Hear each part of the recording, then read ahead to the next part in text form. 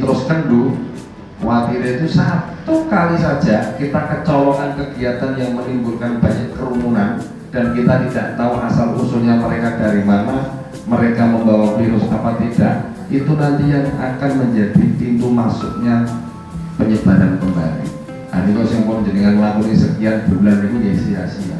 Gandeng tokoh-tokoh lingkungan, tokoh masyarakatnya, tokoh agamanya. Misalnya kalau semua tokoh ini kita bisa berbarengan, bergandengan tangan, nanti di dalam rangka melaksanakan ya kewajiban kita di dalam menjalankan tugas Satgas ini akan lebih ringan.